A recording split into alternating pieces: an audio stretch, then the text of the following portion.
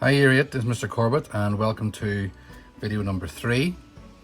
And if you just all turn to page 4 of the booklet, you'll see that we're going to do today's lesson is on using tone to show form.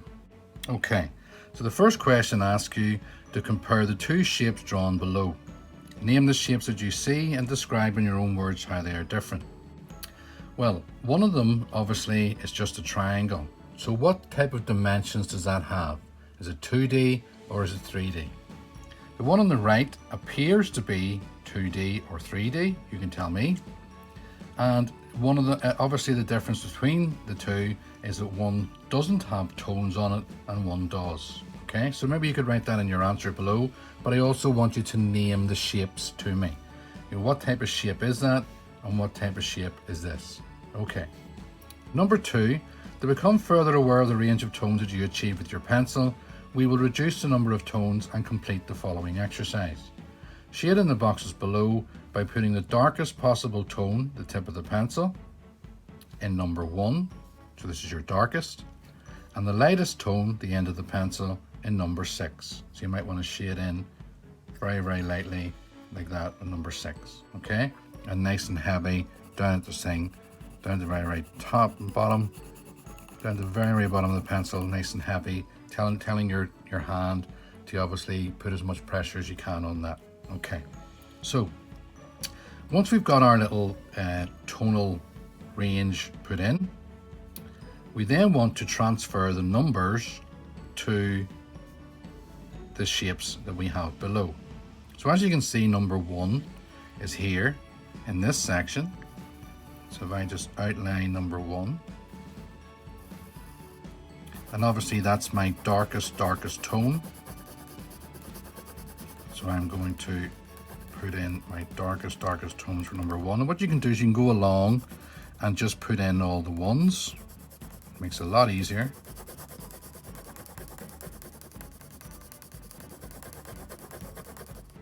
Okay.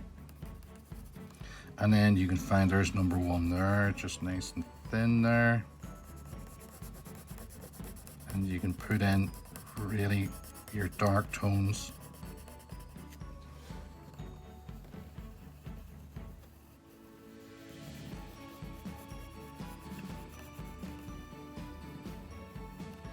And number 1. Now, obviously, if it's not dark enough, you can go over and just add more tone to them to make them darker. Okay, and the same in this shape, you'll be adding in your darkest tone.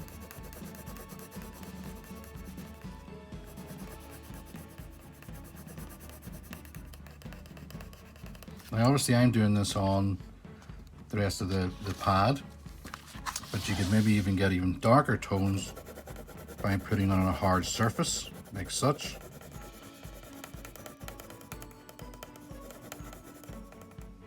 Okay, and number 1 obviously will go in there like that. I won't do that one. So then if you go to number 2, then you'll see that it's going to be slightly lighter, but still dark.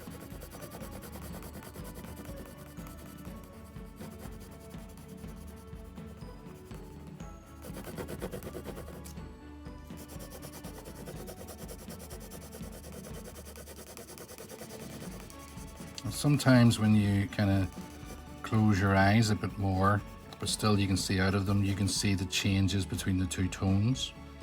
And then number 4 will be obviously lighter.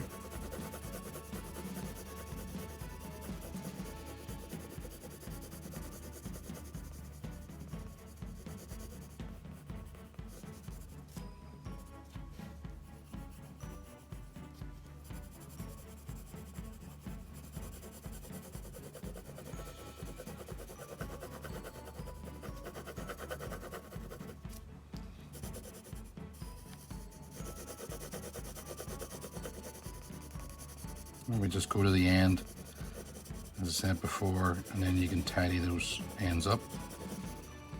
And then number 6 will obviously be your lightest.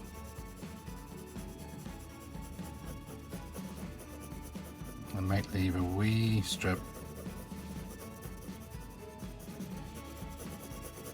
put a wee strip of light in there later on. So if we use my rubber, I can just take out a wee strip of light there and just tidy that up. And that can make your cylinder shape look as though the light is hitting it from here, and then the light disperses as it goes away, so it's not dark at the sides. Of course, you can go back in and you can adjust the dark edges just to give it that round shape. Okay, so I want you then to, looking at your little key along the top, little tonal scale along the top, add in those different numbers to show form in these different objects. Okay, and just one last thing, artists and designers may use other mark making techniques to show areas of dark and light in their work. One of the most common techniques is called cross hatching. The more lines, the darker an area will look, and we'll explore that in our next little video. Okay, make sure to subscribe. I'm Mr. Corbett. Thanks very much. Bye.